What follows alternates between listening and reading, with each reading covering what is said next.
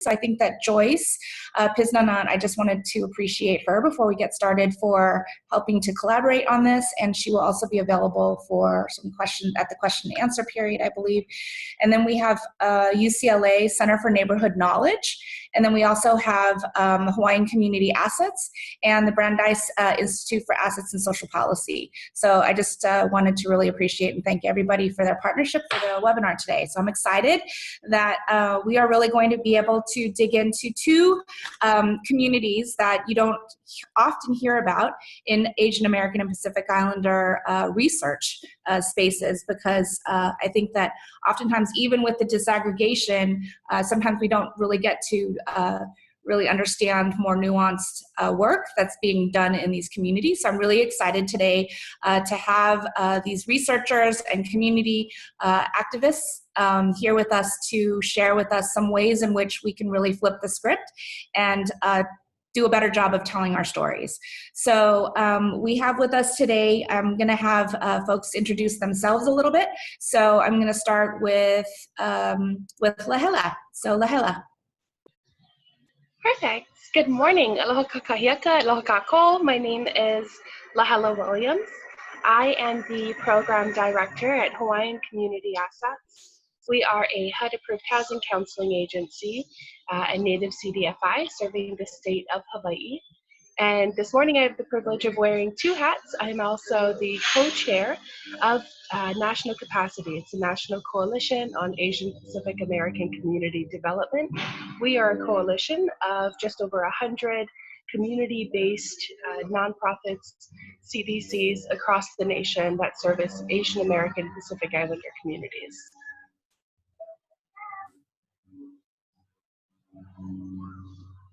And then I just wanted to also just give Jessica a chance to introduce herself.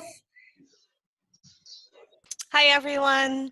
It's great to be here. I'm Jessica Santos. I'm the Director of Community Engaged Research at the Institute on Assets and Social Policy at Brandeis. And we are a research institute that partners with community organizations and funders and government agencies to understand the causes and drivers of the racial wealth gap and to seek positive policy solutions. So we're in our second year of partnering with National CAPACD and Hawaiian Community Assets and an increasing set of community-based organizations working in API communities, which I believe has been really, we're honored to be partnering in this space and excited about the ways that this work can contribute to the assets field, which has historically been a Black-white conversation, increasingly, including perspectives from Hispanic Latino communities. And we believe that the API experience is really important to uplift and understand. So thanks for having me. And I'll be available for questions on, methods or any research-related questions during the Q&A. Thank you for joining us. Okay, so I'm going to turn now to Chan and have him introduce himself, and then he's going to go right into his presentation. So take it away.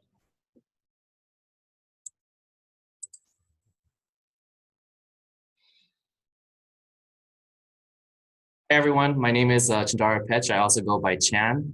I'm a research project manager at the UCLA Center for Neighborhood Knowledge, which is a research unit located here at the UCLA Luskin School of Public Affairs. And our center specializes in looking at inequality, particularly as we think about the urban spatial structure and how people have access or don't have access to opportunities. Our work is largely quantitative and empirically driven. We focus on a wide range of research topics, from issues of gentrification and displacement, the rental market, housing foreclosures, wealth and asset building, and sustainable development. And particularly, we were interested in looking at how some of these issues impact immigrant and communities of color. So today I want to talk about one of the projects that our center is working on, and that is the research around asset building. And I want to talk about one of the paths that Asian Americans, in particular Cambodians, take to build asset, and this is through small business ownership. This path is not always an easy path, as you can imagine. And there are many challenges and difficulties to operating a small business. And we examine this through both a case study approach, but also using quantitative and empirical methods. So this is just an outline of my presentation, and it's organized around the following key topics. First, I want to briefly discuss the framework behind our research. I then want to provide a little historical background about Cambodians and how they mainly came here into the US. Next, I want to move to discussing the current economic conditions of Cambodians in Los Angeles, which is our focus area. Particularly, I'll present some data on measures related to income and assets. I'll then move on to presenting some of our preliminary research findings. Following this, I want to show a short video clip on a video project that is related to our current research project. Finally, I'll just wrap up with the conclusion at the end. So this diagram here illustrates three main paths to asset building. The first is generally considered the traditional path, which is from income you can save, and this can be in the form of a saving account, stocks, mutual funds, etc. The second is through home ownership, with many using their income to buy home in order to build equity. Home ownership today remains one of the primary wealth building tools for many families, and especially for communities of color. The third mechanism, as you see in the graph here, of asset building is by establishing a business. And by definition, owning a business in itself is an asset which you can use to leverage for other things. But you can also generate income from your business. So for this presentation, I wanted to focus on the third component, which is the business ownership path. We are interested in this because many Asians use opening a business as a way of building assets. And the existing literature tells us that immigrants often turn to opening a small business because they are disadvantaged or discriminated against in the general labor market. Language barrier is often also cited as a main reason why immigrant groups start their own business. So our research looks at a particular type of business that Asian Americans have a major presence in here in Los Angeles, and that is the donut shop industry. And what we want to try to understand is whether taking the business ownership approach pays off in terms of building assets. Are individuals who are business owners doing better in terms of income, poverty, and other economic status measures? We use a case study to shed light on this, and we focus on Cambodians and their concentration in the donut shop industry. We are interested in looking at Cambodians because this population is one of the most economically disadvantaged groups. And we want to focus on this particular business niche, the donut shop industry, because it's largely understudied compared to other known Asian business niches such as Vietnamese nail salons and the Korean dry cleaning industry. But before I get into talking about this particular business ethnic niche, I think it's important to provide some historical background about the Cambodian population and mainly how they came about to the United States. So unlike their Asian predecessors who came to the US for economic purposes, many Cambodians came to the US as refugees, escaping their war-torn country. And many came in order to escape the reign of the Khmer Rouge, which is a communist regime that brutally attempted to transform the country into an agrarian social state. And the Khmer Rouge did this by forcing people into the labor camps and into the countryside to work.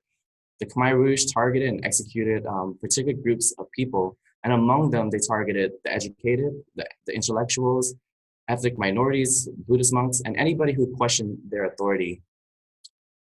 The Khmer Rouge, throughout this reign, it was estimated that about a third of the population was killed or died of starvation and diseases and executed. This whole ordeal became known as the Cambodian genocide. And many Cambodians fled to camps along the Thai border, where eventually they were granted asylum as refugees in the United States and other Western countries. The largest wave of Cambodians arrived in the US as refugees in the late 1970s and 80s. And as I mentioned before, some of the first victims of the Khmer Rouge were the professional and educated classes. So many of the refugees that arrived during this time came from agriculture background with little schooling and few transferable skills. So today there are about 231,000 Cambodians in the US, and many of these Cambodians reside in the state of California, and particularly in Los Angeles, where the city of Long Beach is located. So Long Beach, for you those who don't know, is the home to the largest Cambodian American community, and they actually have a neighborhood officially designated as Cambodia Town. So today, Cambodian Americans as a group rank among the nation's poorest with some of the lowest educational attainment rates. Here in Los Angeles, nearly a quarter of Cambodian Americans live in poverty, as indicated by the graph here shown to you. And a figure that is roughly on par with Latino and African Americans, two populations generally considered economic disadvantage. And over a third of Cambodians do not have a high school diploma, which is 6 times the rates of whites here in Los Angeles. And a large part of the socioeconomic status is due part because of Cambodian refugees. But our research here at our center also indicates that many of the second generation Cambodians are also struggling in terms of educational attainment, high unemployment rates, and high poverty rates. In looking at two of the indicators related to asset and wealth building, that is homeownership and self-employed, which is considered a proxy for business ownership, we see that Cambodians also rank low on both of these measures. So I want to go into looking at the case study of Cambodian donut shops. This particular business niche started roughly in the late 1970s, and it expanded through networks and resources.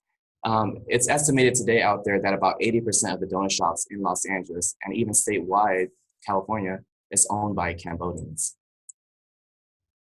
So in order to understand whether small business is an asset building strategy, it's necessary to understand what these businesses are and how they're doing. So what do we know about the industry? Most of the industry is small operations. It is very labor intensive and requires long working hours. It's also characterized by low wages and low profit margins. And there are a lot of financial risks to opening a donut shop. In Los Angeles, there's about 800 establishments, and most of these are small independent donut shops. So now I want to present some of our preliminary findings from our research. And we use data from Dun & Bradstreet, which is a business data, and also from Yelp to try to understand the industry a little bit better. And what I want to do is provide you with a snapshot of the donut shop industry. How much is the industry is owned by Asians, what their employment size and revenue, and how long have they been in business. So the bars here represent the percent of Asian-owned or operated donut shops. And our research finds that about 78% of the donut shops in Los Angeles are Asian-owned or operated. And again, based on the existing literature and our knowledge of the industry, Cambodians dominate the Asian group, or Cambodians are the dominant Asian group in this industry.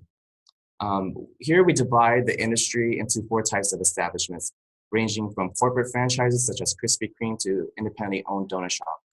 And we see that the Asian representation varies across these different types of donut sectors. But what's interesting is that we see that Asians are more concentrated in the smaller local chains and independently owned donut shops. And that's so in the corporate franchises. Financial requirement that's needed to open these types of donut shops play a huge role in why we see this particular distribution and pattern. So this slide lays out the financial requirement needed to open the various types of donut shop. So although owning a donut shop franchise provides you with marketing and operational support, it comes with a very much higher initial investment. Many of the franchises require net worth, liquid cash requirements of a certain level, and you have to pay ongoing fees and ad fees. But we see the concentration of Asians in the smaller independently owned donut shops. And this is mainly because when Cambodians and Asians started the business niche, they didn't have a lot of money to start their business back in the 1980s. Many of the refugees worked low-wage jobs until they could combine their savings with loans, often obtained through relying on family and friends, and the informal credit arrangements. So a lot of the franchises were closed out to the Cambodian and the Asian population because of the initial starting costs of opening the business. So we also looked at the average revenues generated from each of these different donut shop sectors. And here we see that the distribution varies from corporate Krispy Kreme owning about 10 times as more as the independently owned donut shops, which is where Asians are predominantly in. Another analysis that we did was to compare Asian-owned donut shops to non-Asian donut shops to see whether there is a difference. And what we find is that on average, Asian donut shops are smaller in terms of their employment size, and they also generate lower sales or total revenues than their non-Asian counterparts. And the gap between Asian and non-Asian donut shop is substantial. We see a difference about $137,000. And we also look at how long these donut shops have been in business. And we find that Asian donut shops, on average, are much more stable.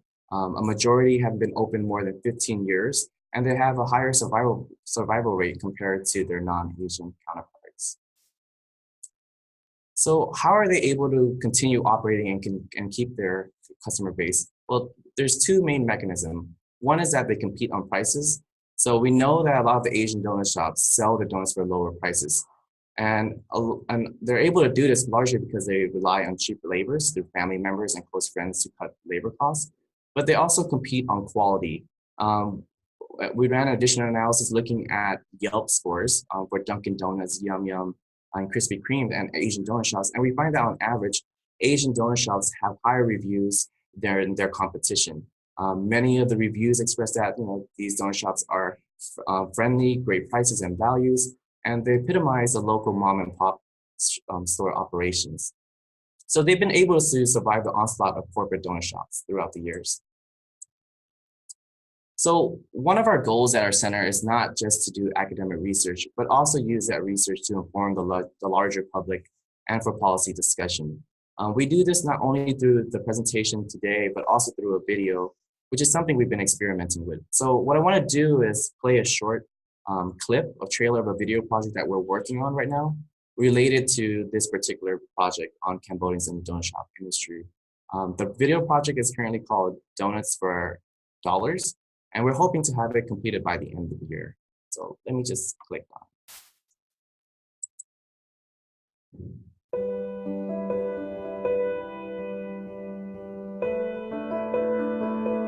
In the very beginning, when my dad first started his donut shop, I didn't see him as often growing up because he had to be there a lot, and he slept a lot during the day because he had to go in early to make donuts. The easy way to make a living is donut because don't need to speak English, but just one a day, have to stay long hours. I asked my dad a couple days ago actually, what would you do if a Krispy Kreme opened across the street? And he gave me an answer which I don't think he would have gave me like 10 years ago when he didn't feel like he wanted to close down the shop. He told me that, we'll probably just close.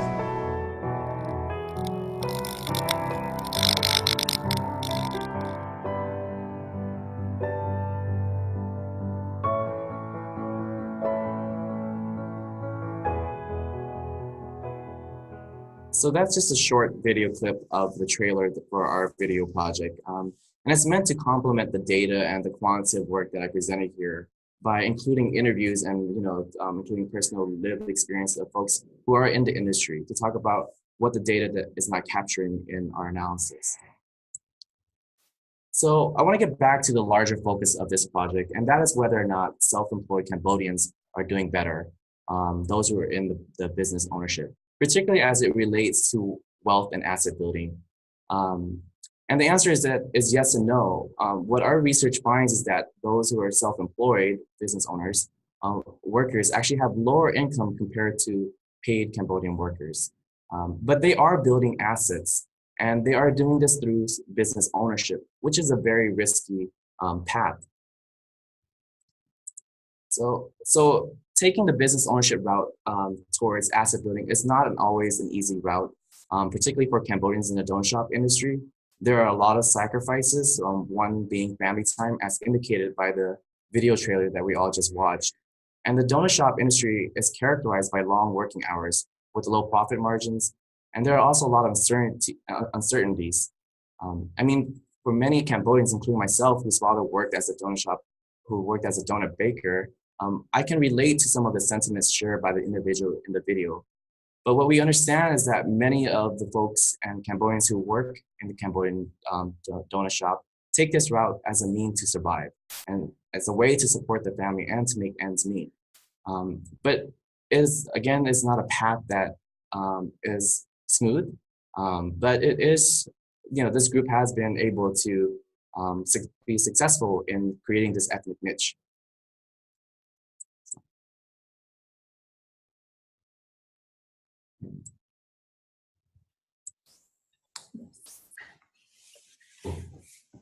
Okay, thank you, Jan, for that great presentation, and I will look forward in December to seeing that full video.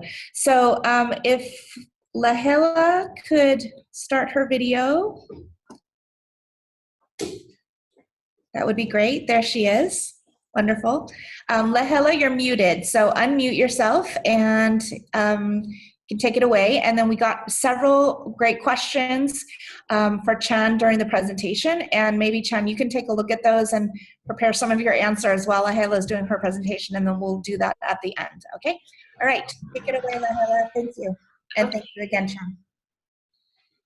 Let's go ahead and share my screen.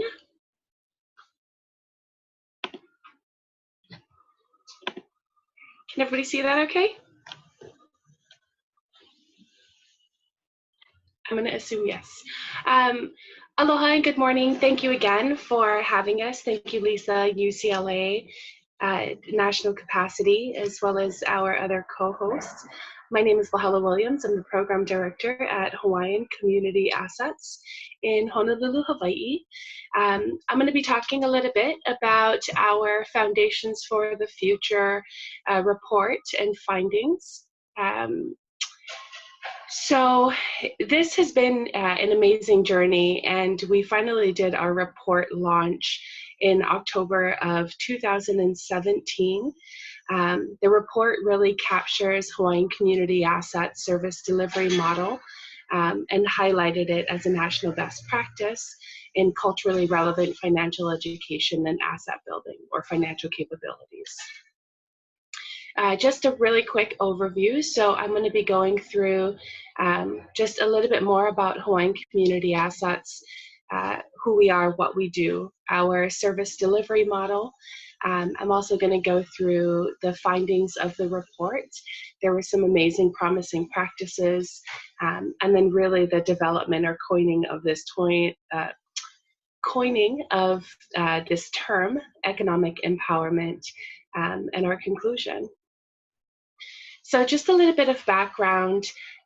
Before I jump into the background of the report itself, I think it's important to identify a little bit more about Hawaiian Community Assets.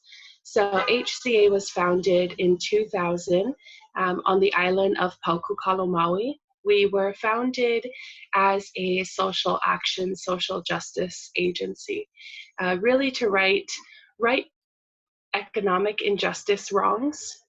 Our founders identified that a very large financial institution was practicing redlining in Hawaii, particularly against Native Hawaiians who were accessing federal trust lands or the Hawaiian Homes lands.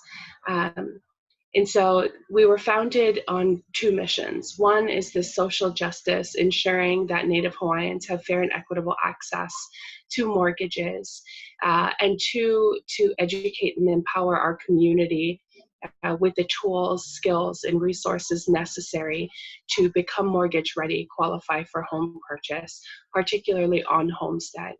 We have since expanded since our founding, and we now provide financial education and counseling services in all things FinEd and housing. And so I think it's important just to state that, because it really grounds who we are as an agency and the place that we work from. Not only do we do these things to empower the Native Hawaiian community, but we do these things through a cultural lens, because we believe that the Native Hawaiian community had very sustainable, self-sufficient or subsistent practices historically that we want to value and uplift and cherish in our community today. We believe that those things can empower our community to move forward to achieve economic self-sufficiency in the future. And so a background of the Foundations for the Future report, which is what we're talking about today, is it was a 12-month case study that was done of Hawaiian Community Assets and how we deliver our services. The case study was done by the Brandeis University Institute on Assets and Social Policy. It was really led by one of our partners, the Council for Native Hawaiian Advancement, so mahalo Michelle and her team, as well as National Capacity. This program, or this case study, was funded by JP Morgan Chase, the Kellogg Foundation, and AARP. So a little bit about our service delivery model. First thing is always public education and outreach. We do financial education workshops across the state, as well as homebuyer education workshops. That's really a family's first entry into receiving our services. The second step is receiving or going through our intake application process, submitting all of the necessary financial documents to allow our counseling staff to best help guide them. The third step is a workshop. So we do them both in the beginning, and if families come in at intake, we do them at that point. And then it's counseling. So one-on-one access to a HUD certified housing counselor that works with families on their budget, on their savings plan, looking at their credit and offering them any credit repair services or credit building services, which we find a lot of locally, as well as pairing that with asset building opportunities. So we believe that it's not only important to work with families one-on-one to educate them, but to provide them access to financial products that they may not be able to secure traditionally because of their credit score or their length of employment history, whatever it may be. So we are native CDFI, and we can provide our families microloans to allow them to build their credit and to repair their credit. Next step is our goals and resolving a client's case in that particular moment. Now, it doesn't mean that once we resolve a client's case that they're gone and we don't hear from them again.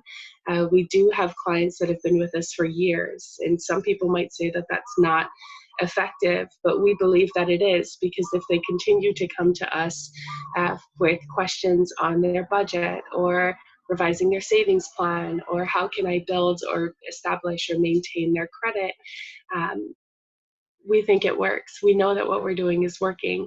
Another incredible thing that we're seeing in this goals and resolution piece is that we'll close out a family's case, and a few years later, they'll come back to us. And so we've helped move families from sheltered homelessness through securing permanent rentals, through pursuing home ownership. It's been an amazing journey. And that's where we really get to family and self and community advocacy. Is not only do we do this work on the ground with our families, but we do work locally to advocate for policies that impact or help to improve the lives of low and moderate income individuals within the state of Hawaii. So some promising practices that the Foundations for the Future report brought to light was that blending personal finance with cultural values in communities of color, it makes a huge difference. You can't only tell a family to save and to function within this Western financial world without first helping to ground how it's important and identify some cultural traditions or practices that they're more familiar with historically to help kind of build the bridge and help them understand why those concepts are important and how to apply them in today's modern financial society. The second promising practice was offering financial tools and education through shame-free dialogue. And so we make it a point to never judge a person or a situation, and to always look at what are the root causes of their situation and how do we help them, how do we empower them to come out of whatever that situation is and achieve their goals. The third was multi-generational and intergenerational, multi-generational programming and intergenerational learning. So not only is it important to work with the individual that's sitting in front of you, but really helping to work with their parents and with their children to break the cycle of poverty and help empower the next generation. from the learned experiences of the generations before them.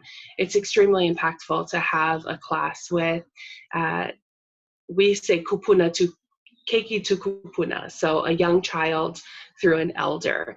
The experiences that they share in this space really help each other to learn. And so it's a lot of fostering peer learning and ensuring that we are pulling through successful strategies that pursue empowerment and advancement, and that we also address issues that maybe aren't as healthy and be able to talk through those things as well.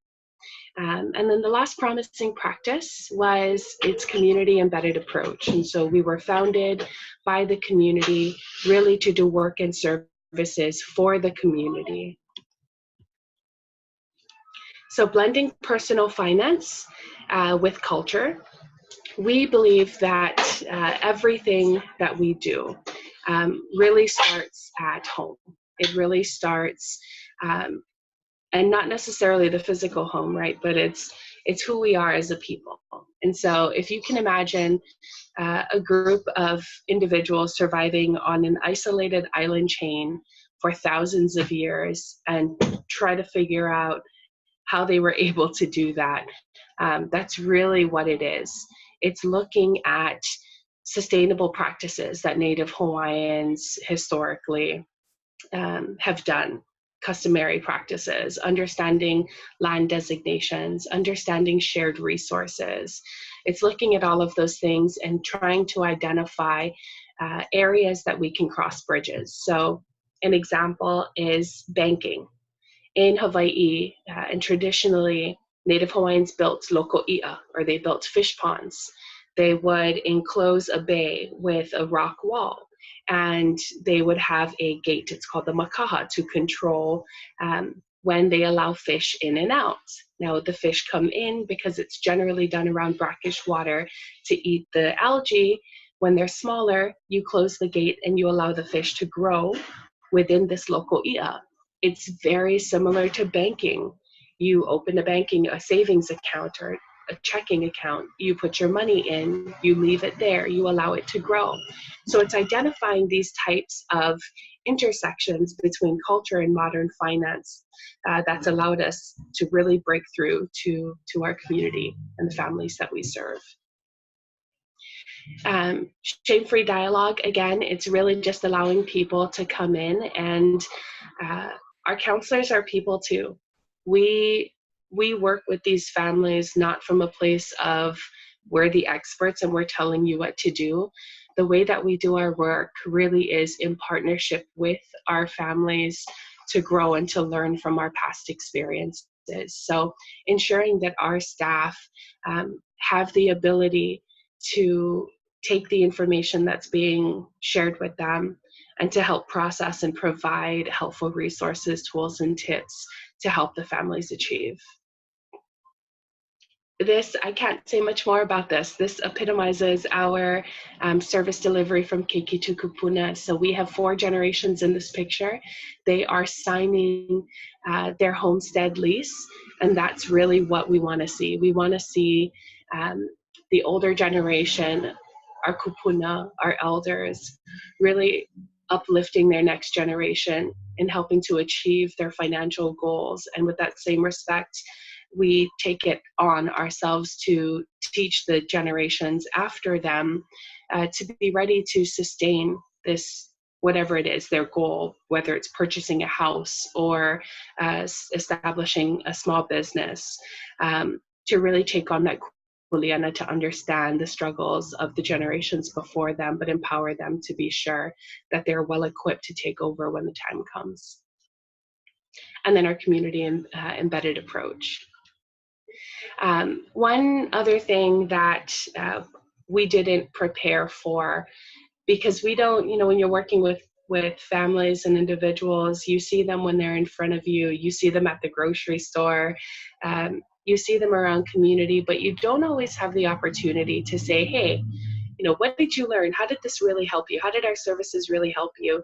So one of the most powerful things for us at Hawaiian Community Assets is the feedback that our clients were providing to our researchers really helped us to understand really how impactful our services were to them. And so some common themes is that our services provided families hope.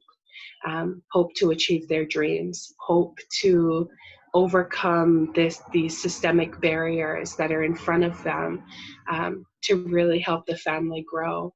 Another thing was transformation. It's really changing the mentality of some of our older generation folks that have been oppressed for many years within a modern financial system that they were foreign to, and learn through making mistakes. They didn't have that opportunity to have someone walk with them along their journey.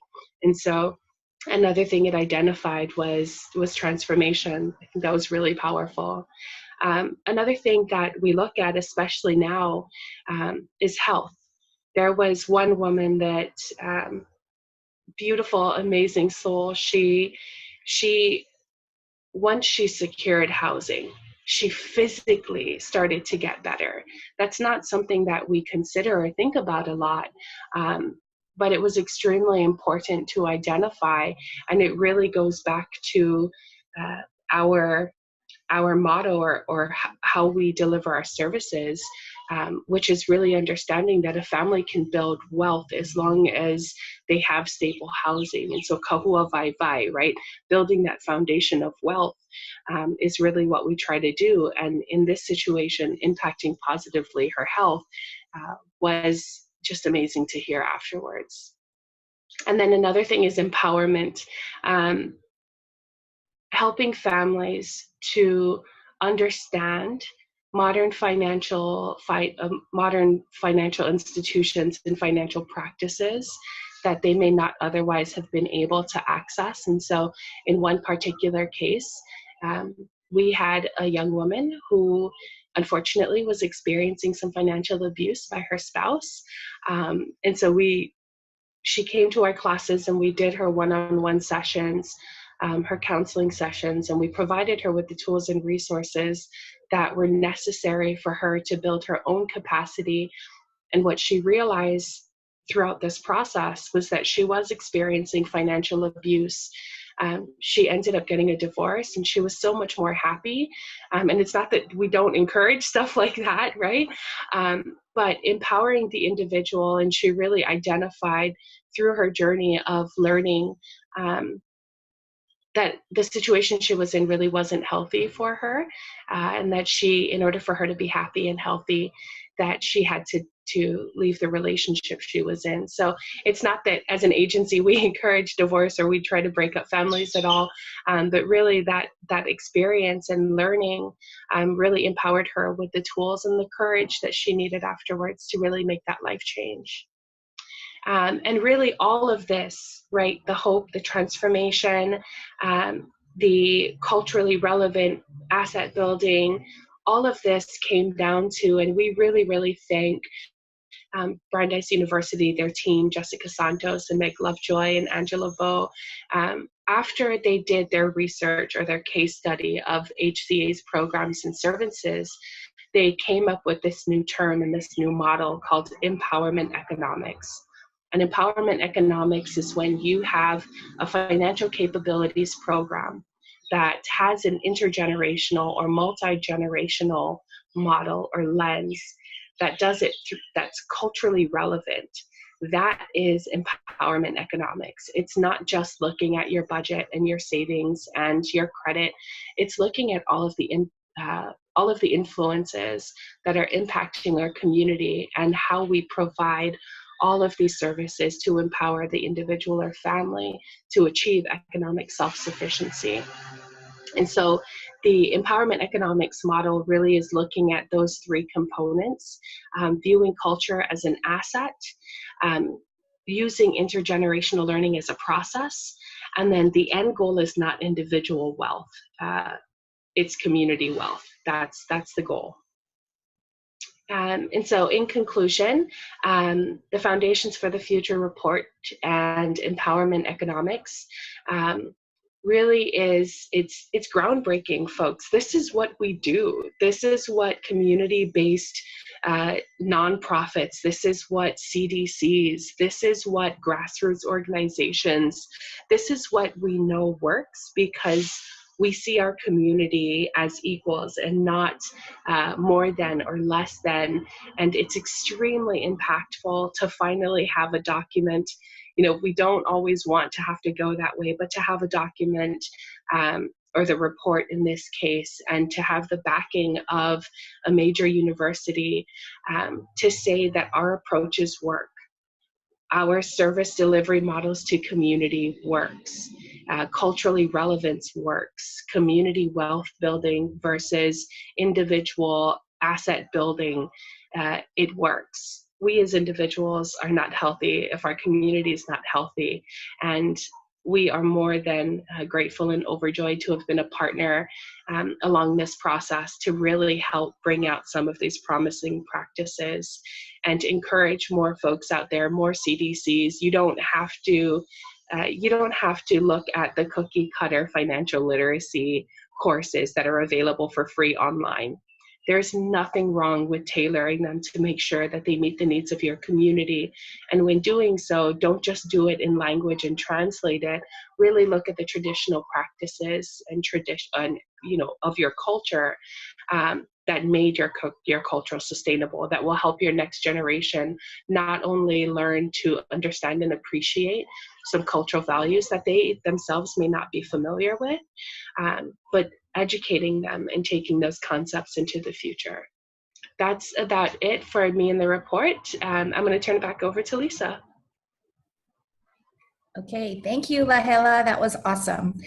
So we're going to open it up for Q&A. So just another nudge for participants to go ahead and type in your questions. We have quite a few that we already have here. So I'm going to just have Chan maybe jump into it. But before Chan gets into answering some of those questions, I also just wanted to note that I was struck by the difference in the two of your presentations, because I think that they're sort of at different phases in a process, right? And so I think that a lot of the questions that Chan was getting was, okay, so what are we going to do with this interesting, research now that we have about the Cambodian economic situation for Cambodian-owned donut shops. And then with Lahela, you all were doing all this amazing work, and then the research came in to really kind of document that.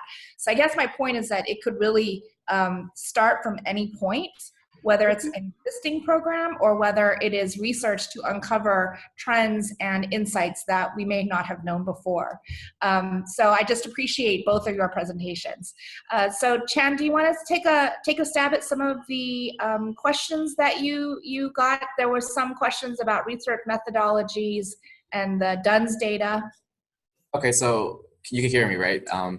So one of the questions was, does the Dun & Bradstreet give ethnicity of owner, or do we use a proxy? So the Dun & Bradstreet was the data that we use, and it's a business data set. It does not give the ethnicity of the business owner. But what we did was that it provides the name of the owner, and what we did was use the census surname list and merge that to the last name of the owners.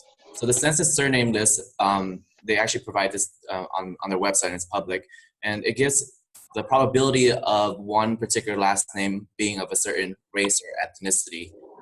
So the probability of being Asians, for example, for the last name Lee, right? So that's what we use, and so this just brings into some of the challenges with working with data, especially for this type of research, where some of the information about race and ethnicity is not reported, and also for what we're going to be doing for this research is looking at specifically how many of those Asians are Cambodians based on their surnames. So another question I got was, how do entrepreneurs get their startup capital to open donut shops? So many of the donut shop owners that we interviewed did not feel comfortable talking about financial their financial, how they got started. But based on existing literature, what we know is that when Cambodians came, many worked multiple low-wage jobs until they were able to save their money, right? And they combined their savings with loans obtained through relying on family and friends who provide additional funds, but also they established what is considered an informal credit arrangement within their community. And we see a lot of this also within other Asian groups. For example, for Cambodians, there is this informal lending club called Tontin, right? And what it does is that it allows immigrants to pool their money together. And so it made available for folks who don't have credits, such as those who just came to the US, a path to get money to start up their business. So they did not rely more on the small business loan or any of that sort of stuff that we today consider for small businesses. So do you want me to continue on a couple more questions, please? Yes, I think you have one more question about whether there's a hope to organize the business owners into some sort of a donut shop owners into some sort of a network like the nail salon collaborative, because there are health impacts for probably both the workers as well as people who consume lots and lots of donuts. I think that was the question. Yeah, and so to the best of my knowledge, I don't know whether there is a healthy nail salon collaborative, something similar for Cambodians in this industry. But in terms of the question related to does Cambodian-owned independent donut shops transform the American food landscape by providing healthier options in order to decrease obesity epidemic? That's a very big question.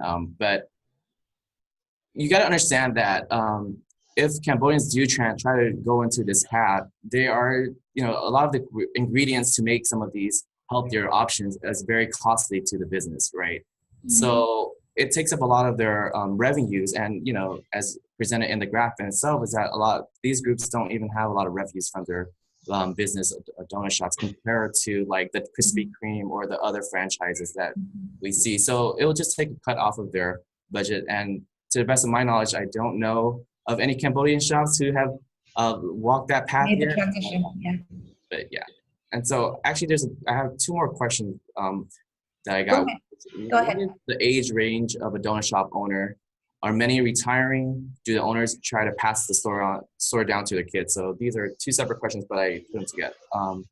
So based on the age range, many of the donut shop workers and bakers are, reaching their prime age right now. A lot of them are in the stages that they should be retiring, but we know that a lot of folks don't retire, right? Many of the bakers, are working because they want to put their kids through college.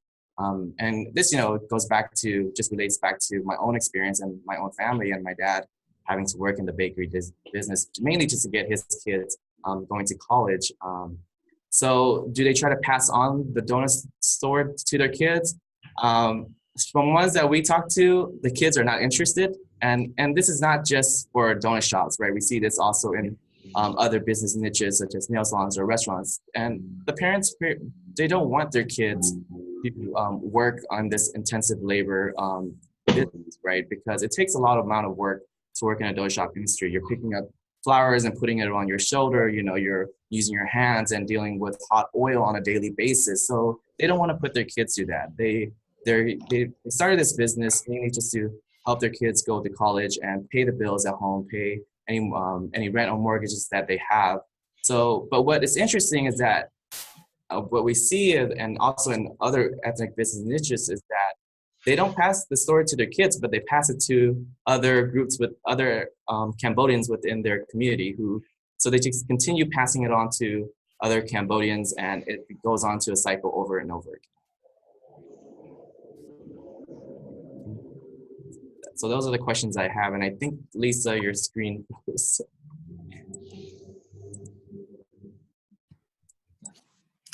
Okay, sorry, I kind of got frozen with a funny face on my screen. So Lahela and Jessica, is Jessica also there with us? Hi, Jessica. Hi there. Okay, so I was thinking maybe Jessica and Lahela can take some of their questions.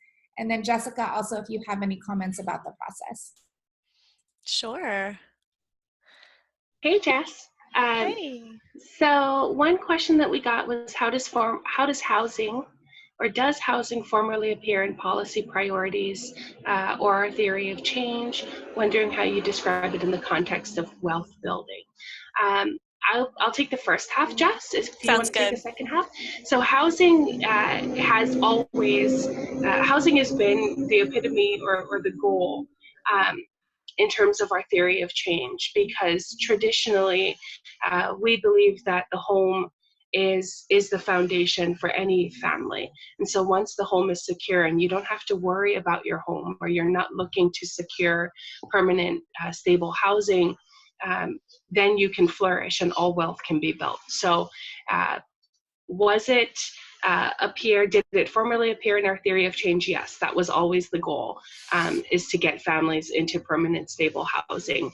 And we also have always done policy work in terms of helping to create affordable housing, create equitable loan products, remove any institutional barriers that were preventing families from empowering themselves and their finances to achieve permanent housing.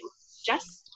Sure. So I'll just speak a little bit to how we see the empowerment economics model and framework sort of evolving over time since the work we did with the case study in Hawaii, and also how housing fits in for some organizations as core, but maybe other organizations have other issues that are core to them. So what we've been doing since our work in Hawaii is continuing to partner with National CAPACD and HCA to think about how this model or approach to financial capability work differs really significantly from the kind of traditional and mainstream funded and like as Lahela mentioned, kind of any of the curriculums that you can find online and are easily downloadable. And so we've been really continuing to tease apart the best practices that Lahela presented and think about, if an organization is doing this work, how can they demonstrate this additional added value to individuals, to communities, and to the field that they're really contributing. And so it's not only from a practical standpoint, what are the additional benefits that families gain when they work with HCA instead of potentially a mainstream organization doing financial capability, but how is our field evolving in our understanding of wealth and asset building? And so from the housing example, I would say that right from the beginning, when we started working with HCA, we really understood how core and how foundational housing is to the Native Hawaiian community because of the history that Lahela mentioned, but also because of just the current need in families. We also saw, though, as Lahela also mentioned, the attention that HCA has put on policy change has been kind of right from the beginning. So HCA has worked not only with families on housing and all of the associated financial capability challenges and opportunities that they have, but on kind of a parallel path for policy and systemic change. And that's the other element that I wanted to just mention from a kind of a theoretical perspective, is that we see empowerment economics being a multi-level process that is kind of moving individuals, families, communities, and also systemic forms of oppression and policy change forward all at once. Perfect. Okay, I think we might have hit another question that was here about distinguishing between individual health and community wealth. This person was interested in knowing that this is leading to empowerment or bringing another API or community up the economic ladder, giving back through philanthropy to community. And the question was, what is the prospect of community wealth and well-being? Mm-hmm. Okay, so I think we hit on that a little bit. I think it's really important to note that, in terms of the last question, right, what is the prospect for community health and well-being, or wealth and well-being? That'll differ from community to community, and we are very clear that our way may not be the best for your way. But community wealth is really what the goal is to get your community rallied together behind a cause, and whether that is being economically free, or freeing your community or your geographic area from predatory payday lending shops. Whether it's making sure that none of your families go without food for the night, whether it's making sure that each of the families in your community are housed. It'll look different in every city and every culture, but I think what's most important is that we continue to do this work united, and that we acknowledge and uplift organizations that are leading the front here, and support each other with tools and resources to make sure that we are all moving forward in being healthy communities. There was one more question down here. Lahela, can I just stop you for 1 second? Yeah. Oh, yes.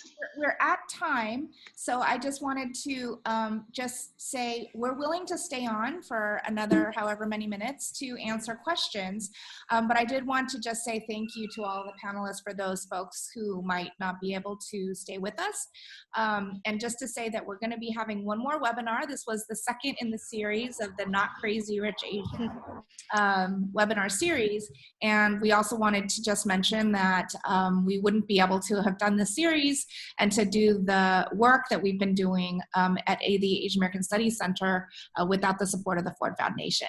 So I just wanted to say that before folks started to drop off. But if folks want to stay on, and Monisha, I'm going to call you out specifically. If you're not connected to the National Capacity Network, I feel like you need to be. So I'm really glad that you joined.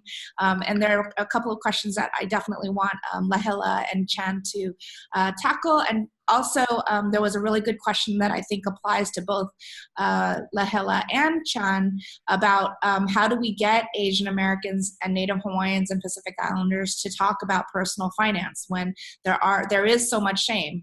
And you talked about shame-free counseling, Lahela, but the reality is that it's still challenging. So I wanted to, and then Chan actually experienced that when he was trying to ask all of these pesky researchy questions to the folks in the donut industry. So we definitely wanted to take some of those questions. But I did want to thank everybody who joined us today for taking an hour out of your day to listen to these great presentations about deep research in the Southeast Asian community, Cambodian community in particular, and the Native Hawaiian community. So those of you who need to jump off, please do. But for those who are interested, we're going to continue on. So sorry to interrupt you, Lahela, but go ahead and take the next question. Okay. And no, yes, thank you. Thank you for having us. And thank you for everyone that's watching.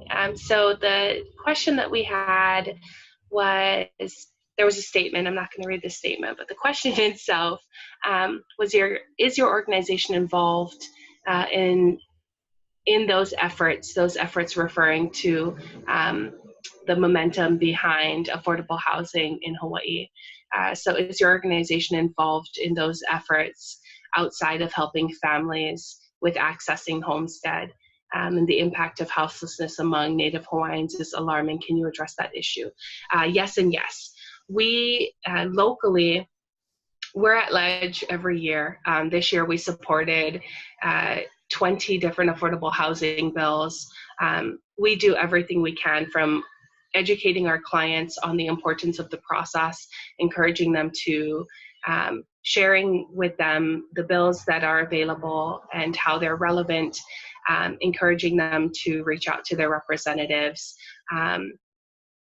to help to support these types of bills. Unfortunately, as you know, Monisha, none of them passed. They all died on the floor this year. But that's not to say that we won't continue to do that. It's kind of the crux of our local advocacy work, is built around affordable housing and really helping our state and helping our representatives understand the need, and also with that same respect, not just understand the need of passing bills that would make way for affordable housing to be developed. That's not always the case. We believe that we had a payday lending reform bill that was in, and it got really far this year, and we called that an affordable housing bill because our families can't pay their rent and their mortgage because they're paying back these high interest loans.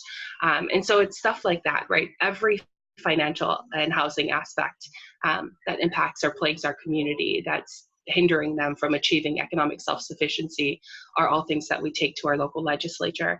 And then the impact of houselessness among Native Hawaiians is alarming.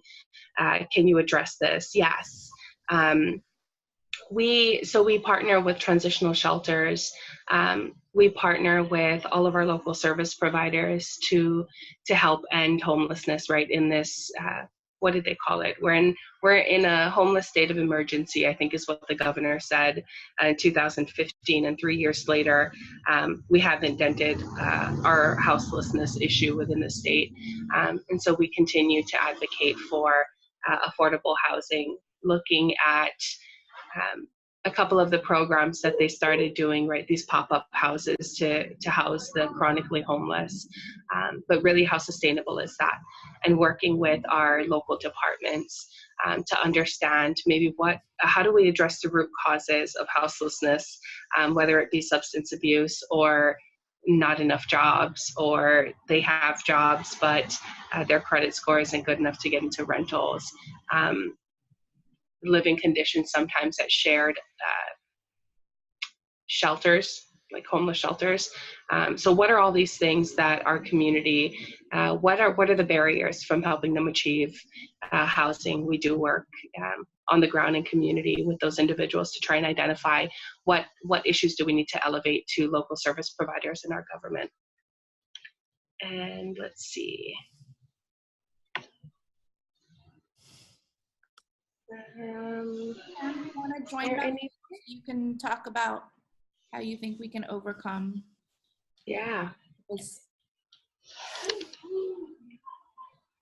I can actually just add something to what Lahela was saying about what we heard from families about HCA's role. As you were talking, I remembered, so we conducted family interviews, and we called them talk story sessions, to really make them informal and have an intergenerational approach to the conversation, which I think did actually help reduce some of the barriers and discomfort about talking about personal finance. But one of the things we were really struck by was how attuned many of the families were to a lot of the policy kind of issues of the time and the structural inequalities in Hawaii, and for, the high cost of living being a really important contextual barrier in Hawaii specifically, as well as some other cities across the US. So I thought we heard that HCA, in part, they don't just talk to families and give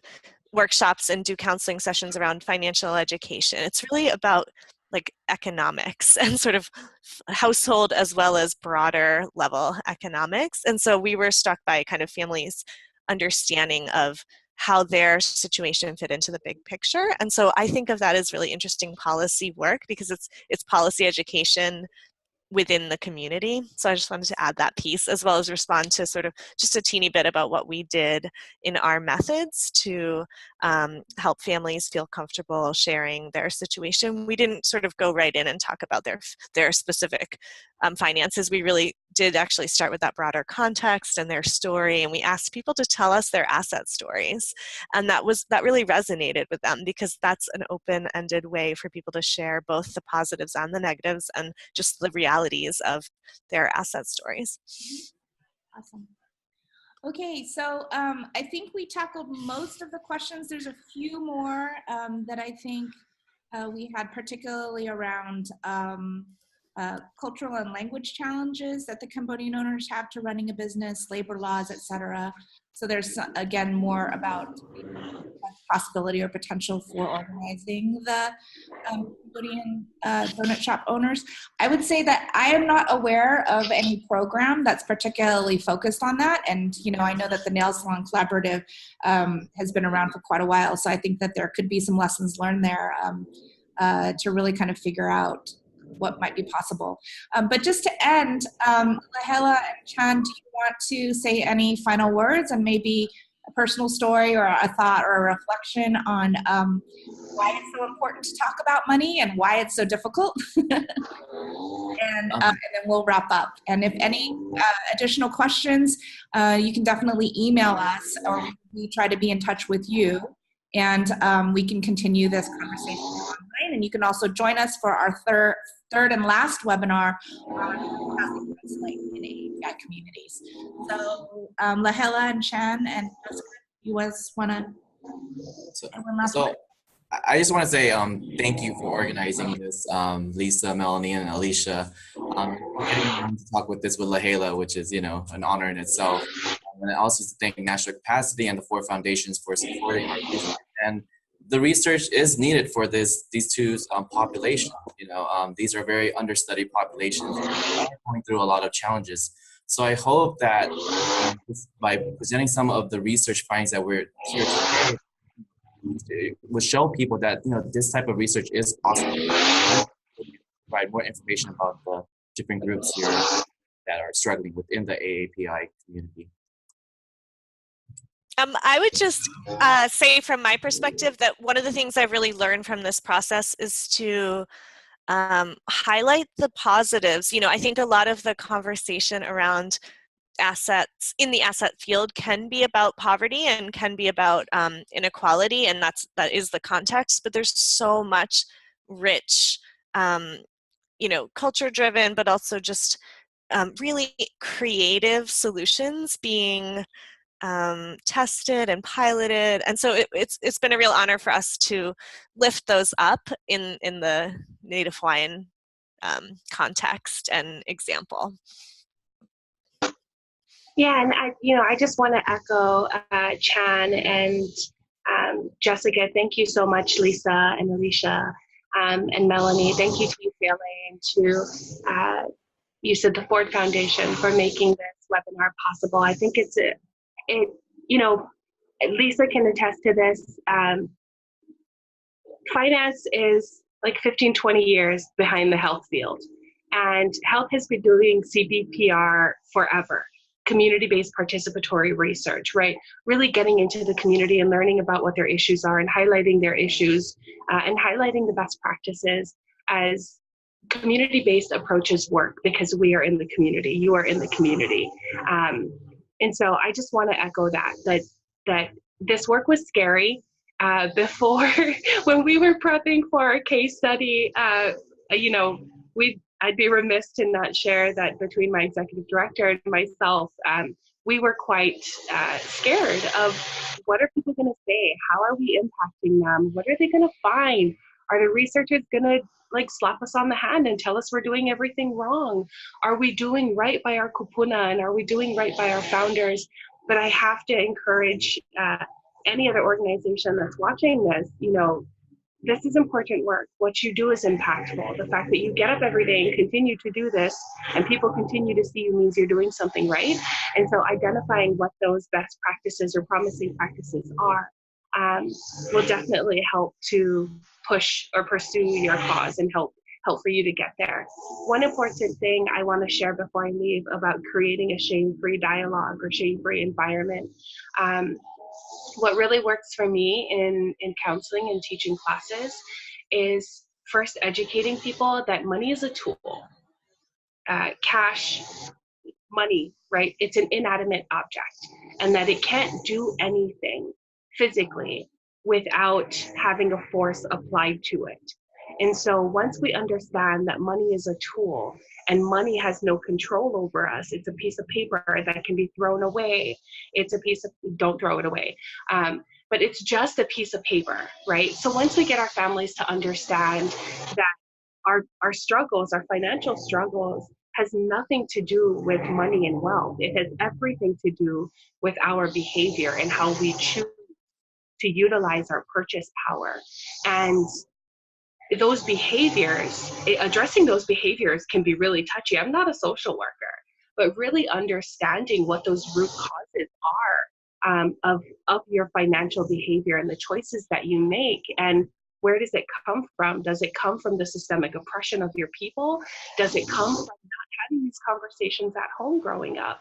Does it come from not being able to have positive conversations around finance? It is scary, it's hard to do, but once you open the door and allow them to explore what their options are and how do you change that behavior, the shame-free dialogue, it's there, it's present, because you're empowering them to understand that these things are within their control. A lot of times in API communities, they feel like they have no control over their wealth because they're being because of systemic injustices, because of policy injustices, right? And so once you empower them with the knowledge that money is just an inanimate object, and how we interact and how we use money really helps to create the confidence that they have the ability to change that behavior.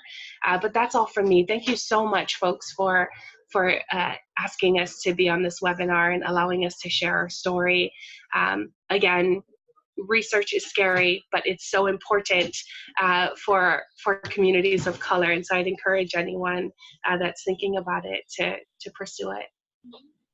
And then I would just add that, I think that there's a new generation of researchers who come from community and who really understand the issues that are and the dynamics, like Chan. And so I think that how you make meaning of numbers and even focus group results, and then what you do with them, I think is really important. So it is something that I hope that we get to do more of, to really connect community-based practitioners with researchers to produce information that is powerful and that is in the hands of community to be able to do something with. So thank you, everybody. Chan, did you have any last comments? Are you good?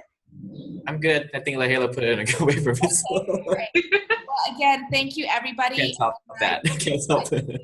Yeah, I think we lost very few people, actually, and everybody stayed on for the additional comments. So I appreciate you all. Thank you very much. And join in for the last and final webinar. And we'll be sending you all information about when that is and how to join in. So thanks a lot, everybody. Thank you. Thanks, guys. Okay. Bye, Lahela. Bye, Chan. Bye, Lisa. Thank you. Bye.